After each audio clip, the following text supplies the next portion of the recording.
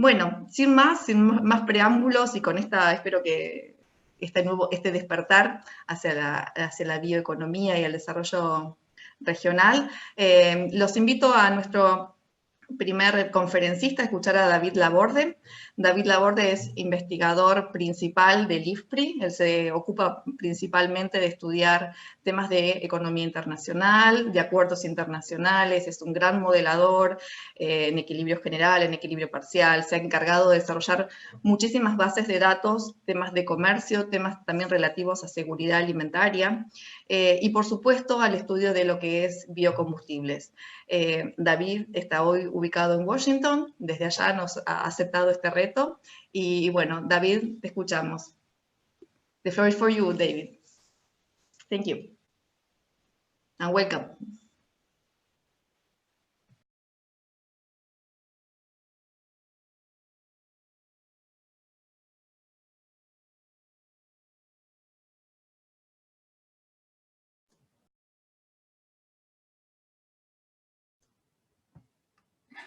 Gracias. Good morning, everyone. So I'm going to talk in English, of course, with my French accent. So you will have to pay a double suffering. I'm going to talk to you about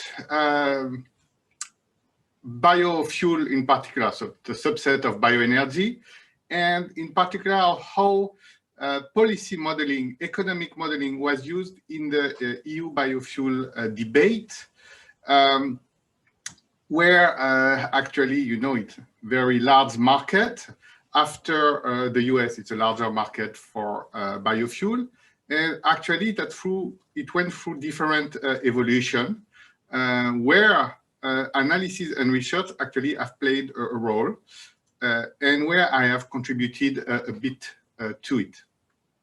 And it's basically a very good illustration of how research and researchers, policymakers, the private sector, and the civil society interact, knowing that all of these four groups have their own incentives and motivation.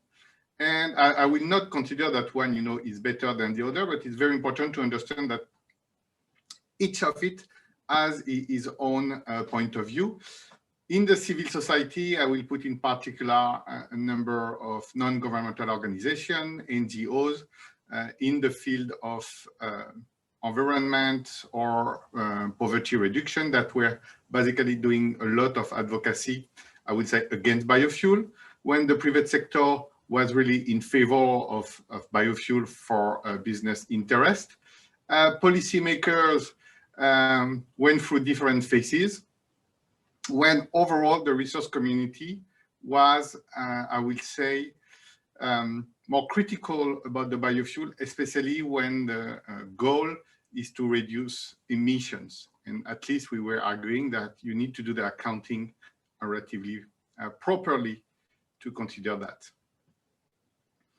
So what I'm going to talk to you today is this 7 years of process between 2008 to 2015, where we did an amount of research before the first EU regulation of 2009 that was really about renewable energy and air quality, and therefore the decarbonization of the transportation sectors, and putting target between 2010 to 2020 with a major revamp in 2015.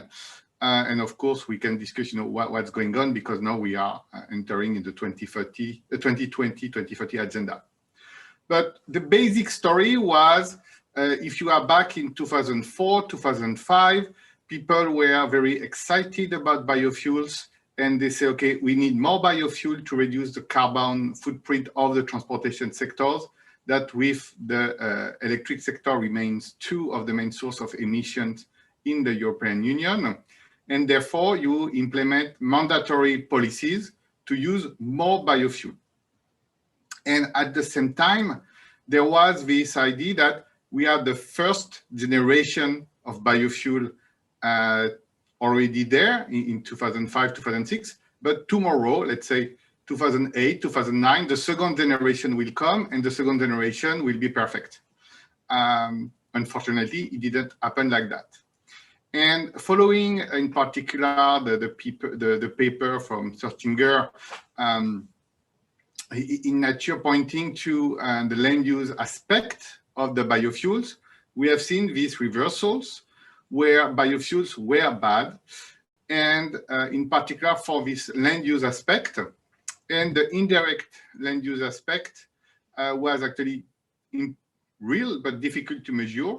And the major solution that was found is to limit the amount of biofuel of first generation that is basically crop-based or food crop-based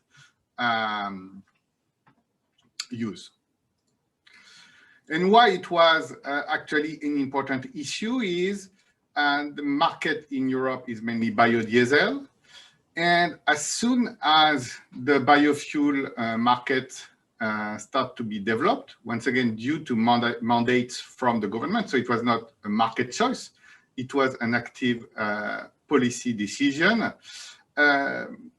Most of the biodiesel in Europe were made from, and still made from rapeseed oil, but it has displaced the demand for vegetable oils, and Europe has started to import much more oil seeds and vegetable oil than before, when traditionally Europe was importing mainly meals for its livestock industry.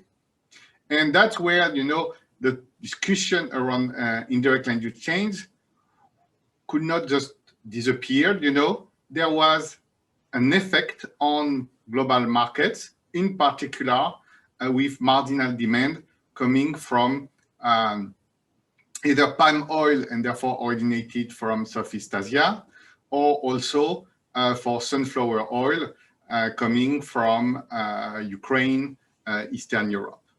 And that was basically a key driver of the discussion, and it was not just an illusion that this indirect land use change was taking place.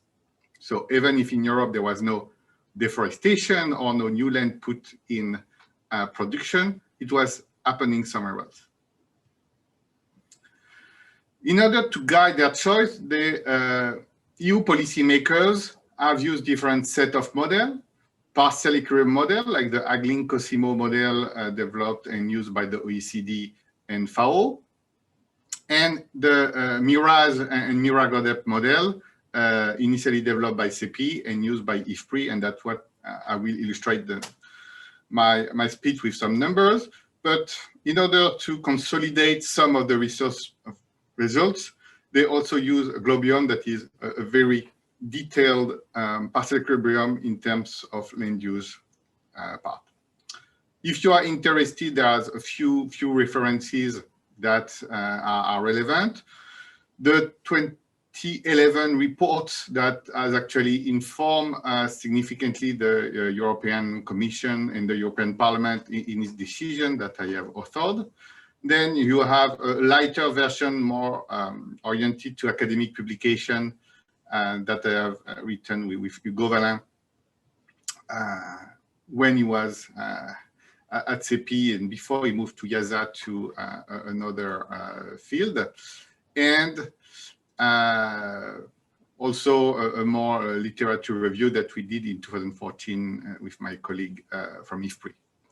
So the core story about all of this is, at the end, you try to estimate how much emission you need, you can deliver when you use biofuels.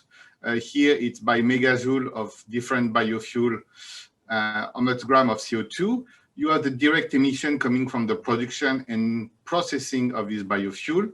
And you have in green here the indirect land use emission we were estimated at the time. And the core story, it was significantly high for the biodiesel feedstock, and it's mainly due significantly to the fact that the marginal vegetable oil on world markets remain the palm oil, and due to what is happening in Southeast Asia and in the peatland, it's basically put a heavy burden on oil, on all the vegetable oil, while the ethanol was much more efficient, but still, in no case they were actually delivering the type of 50% saving threshold or even more that were triggering the need of these policies, mandatory policies. And as soon as you think in general equilibrium, you also think that there is leakage effect, meaning that even the gasoline and diesel that the European cars were starting to save by replacing the fossil fuel with biofuel, actually this fossil fuel was not safe for the world, but was consumed by other people, even within the EU actually, or beyond. And so the overall carbon balance of this policy was much lower than the one that was initially argued in favor of this policy. It doesn't mean that all the biofuels were not able to save CO2. The key thing is that they were saving less than initially expected, and depending on how they were produced and from which crops, we had differentiated effect. And the issue was particularly challenging for the EU, where most of the cars and the passenger cars are diesel-based cars, while in particular due to the efficiency of some pathway at the time for ethanol, ethanol was relatively more efficient in saving emission per unit of energy than biodiesel. So actually, this research was, as I've said, used by policymakers, both formally and informally. Here you have, for instance, an extract from a paper in Nature that actually recognize even my role in that, for the best and for the bad, because at that time I became the devil for many biofuel companies in the world, but in particular in the EU. So large lobbies in the EU even paid private investigators to try to demonstrate that I was paid by the US industry to destroy the European farm sectors. And this is why I was based in Washington. Of course, that's not the case. I have nothing against or for biofuel. I was just arguing that, you know, we try to do the best research at one point in time. And if your only argument is carbon reduction, but you want to do it properly, biofuels will have other benefits. And like I will say, no policy is actually perfect, you know. There are pros and cons in most of the policy options. The question is how you weight them. But we end up with the numbers coming from the model directly in the EU legislation, as you can see there. So it's where you take result from a model and it become a law, I will say.